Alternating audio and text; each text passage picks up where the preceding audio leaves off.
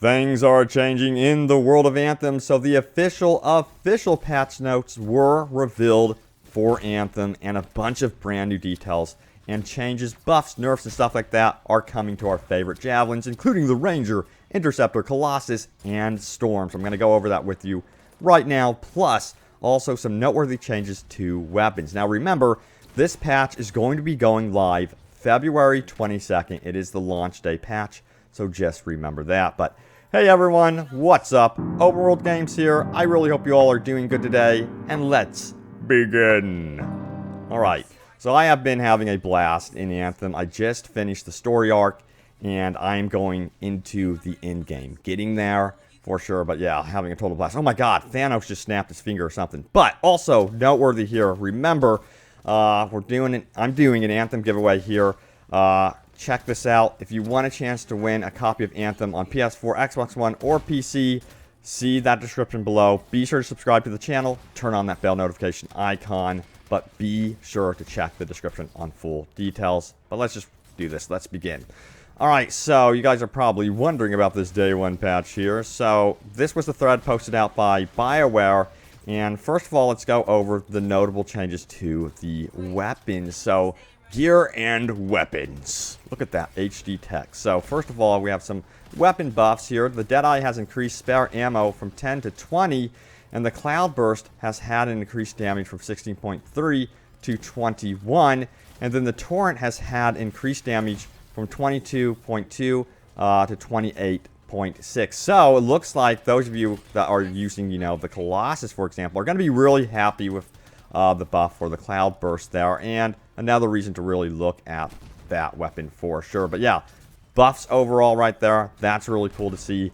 But let's dive into the Javelins, starting with one of my favorites. We're going to be going over all of them, but we're going to go first for the Ranger here. So the Ranger's Inferno Grenade base damage has increased from 130 to 175. So I'm definitely going to give the Inferno Grenade another look. And then next up, it says this Ranger Pulse Blast base damage has actually increased from 225 to 300, and now deals extra damage to shields. Previously did extra damage to armored. So yeah, I was noticing that in certain cases, the shields weren't going down fast enough, although, it was advertised that it should be. So that is going to be implemented on the 22nd. What do we have next? Let's do this. So for the Ranger also, it says Blast Missile now properly scales up in damage as the item level increases. And then also, you got to note this one right here. Ranger Melee now has a cooldown when striking in the air. So I would consider that a nerf right there as well.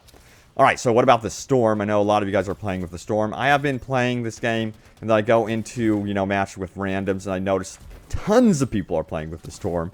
So I think it's one of the most popular. But the Storm, Living Flame base damage has been increased from 50 to 60. So good news there. And then also, the Glacial Beam base damage has actually been nerfed from 150 to 120. Let me know what you guys think of that one, if that kind of irritates you, or if you're fine with that. Next up, we have the Arc Burst secondary damage has been increased from 100 to 150. So another buff there for Storm users. Now, a lot of you guys are also rocking the Interceptor, although I don't see too many Interceptor Javelins out there. I do get some on occasion, play with some, but let's do this. Interceptor Gyroglaive base damage 20 to 50, so that's very noteworthy. Honestly, I love the Interceptor. I cannot freaking wait to play with him here. Next up, it says melee attacks now have some minor resistance penetration, so that's freaking cool. I hope they go into more details about that exactly. So we'll have to discover and dig in to see what that means come the 22nd. And then also it says the Combo Aura has been increased in power and now has a damage over time component. They don't give specific details though. I wish there were numbers related to this. But yeah, looks like overall Interceptor users, you're going to be happy. There's a buff here for sure. And then the Target Beacon ability now correctly seeks targets. Spark Dash and Venom Spray now target based on player cursor instead of character facing. This should also improve the travel path of Spark Dash. So some fixes there too, making it easier to use the Interceptor. Everything's going to be working properly right there. Check out that combo. We're going to be going over some changes to the combos as well. But yes, interceptor users, you're going to be happy with those updates, I think. Alright, so let's talk about the Colossus. The Colossus Javelin is now able to activate its shield more quickly after using an ability or firing its weapon. And then also, the Colossus will no longer be knocked out of the sky in some situations when the attack was blocked by their shield. That's going to be very good news, I think, also when facing off against those Titans. And then we have this, the Colossus Exo can now shield and revive at the same time.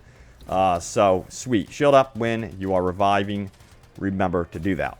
Alright, let me know what you guys think of those changes related to your favorite Javelin. Are you for it or not? For the most part, I think it's pretty good.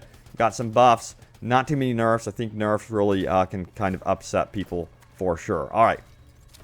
So, let's talk about combos. So, we have combos and status effect here. It says combo indicator icons above creatures now are correctly removed when detonated. When a storm detonates an electric status effect, the chain electric effect now correctly deals damage. And combo damage now penetrates resistances. So, sweet. It looks like combos in some ways have actually seen a buff there. Now, also, there's some noteworthy stuff here that you may have missed. Overall, loading times are going to be, addressed a little bit here. So, decreased loading times for older disk drives actually moved my game to an SSD. That's going to be super important. It has greatly improved the loading times for me personally. So, I'm absolutely thrilled about that one. So, there's also a bunch of other changes here as well. Fix multiple, challenges not tracking properly and stuff like that. But the loading times, I think, is the most notable stuff right there for sure. Now, there's also some other changes to crafting here as well. Non-masterwork materials purchased from the crafting store now show as their proper rarity instead of incorrectly showing as masterwork. A number of Javelin components that had different icons for the recipes and actual items are now actually the same. And then the Battlecry gear recipe now has the correct description. And a bunch of stuff. Fixed spark beam gear having the wrong description. So yeah, some fixes there. Just, to make the game easier to understand, give the proper information out there. Now, there were some brand new general fixes that were released. A bunch of stuff here. So, yeah, we're going to be talking about that right now. So, fixed loading animations. Players can now access the vault from the forge. That's actually great. That's going to be making getting through the game and the loading screens a lot better. Swimming into jellyfish underwater no longer leaves a visual effect stuck on players. I have seen them like, what is going on? Why is everyone sparkling? I don't get this. So that's been addressed. And idle animations will no longer sync up over time in the launch bay. I thought that was cool. It looked like everyone was syncing up a dance or something. And then it says Hallie is no longer dual-wielding canes in the epilogue scene. That would be cool. No, I'm just kidding. Okay, so that's been fixed. Correct an issue where players could not interact with each other in the launch bay in certain circumstances. There is some notable stuff here. And then also, fixed melee ability animations no longer stretch out in certain situations. Correct an issue with where the default ranger appearance doesn't preview. I've had that as well. All animations now play as intended in the Forge. Players can now enter the Tomb of Gwyn's while in a party. The default Javelin wear state has been changed from dirty to old. Sentinel loyalty to text no longer incorrectly states it will lead to a larger vault. Picking up ammo from the ground now properly gives you 30% of that ammo back into both the current magazine and the maximum spare ammo. And then they fixed a bug, inscription bonuses not being properly applied to Javelin and other gear weapons. And then they fixed some other issues as well. So some general fixes there, noteworthy stuff. But what about the Stronghold? So some additions were added here, very noteworthy right here. Implemented more safeguards to stop players from going AFK in Strongholds. Now, they don't tell what these safeguards are, maybe because they don't want them exploited. I'm not too sure, but it seems like they've done something to ensure that players aren't, going AFK and interrupting Stronghold and stuff like that. All right, so let's talk about challenges.